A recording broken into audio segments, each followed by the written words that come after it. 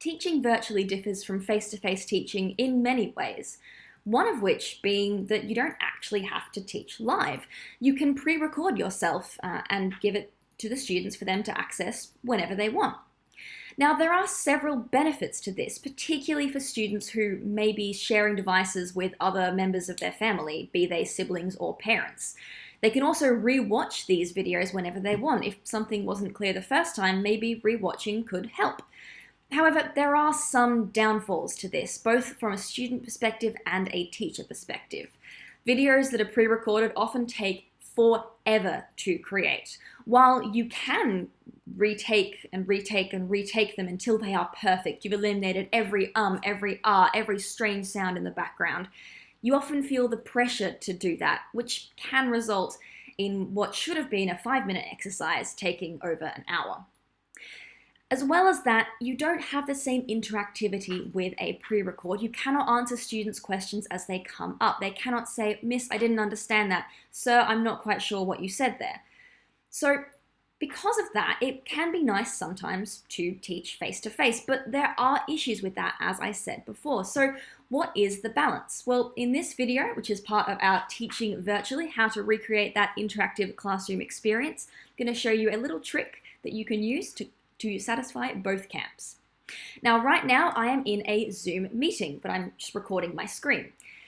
So if I were in this Zoom meeting with people, so you can see it's only me, but if I were teaching to a class, then anyone who was in there would be seeing me live.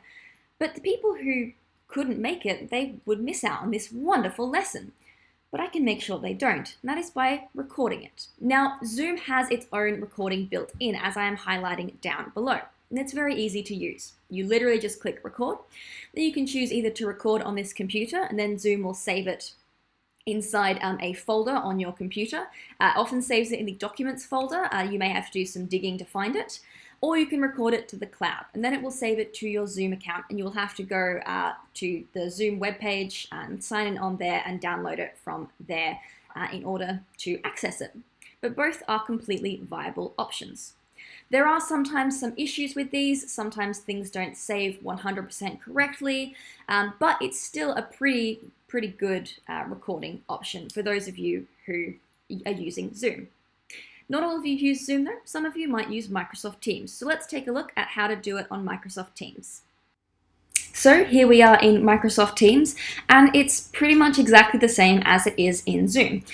It's maybe just not quite as obvious. So you go to the 3 dots where it says More Actions, and you then just scroll down to get the Start Recording. Now, when you click Start Recording, you'll notice that there's a little button that comes up in the top left-hand corner. Now, you are not actually recording until that turns red and you have a little bar across the screen saying that you are recording. Now, you'll need to dismiss this, if you would like to get rid of it. It doesn't disappear by itself.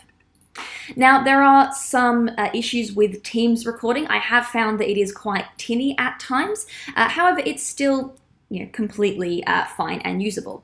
It also saves it to your Microsoft Stream account, which is part of your OneDrive. So you'll need to go there to find it. There's no option for it to go directly to your computer. Now, there is one final option that I'm currently using, and that is just recording your screen through your computer. You see, right now, I'm not actually recording this video in Teams or in Zoom. I'm recording it via the screen record option on my computer. On a Mac computer, you can access this by going Command-Shift-5, and then it will come up and you can, with a little option bar at the bottom, and you can choose how much of your screen you want to record. You simply press record, and it will keep on recording for as long until you press stop.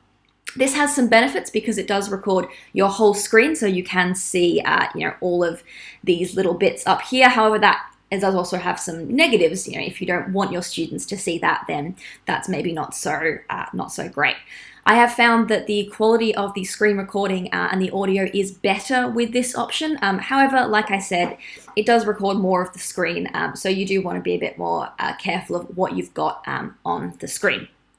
So that's it for this video. Thank you very much for watching, and I hope it's been useful. If there are any other commonly used platforms, please leave them in the comments below. If you're interested in any of our free resources, please check out the links in the description, as well as some links for you to book any of our virtual planetarium shows or virtual workshops for your students.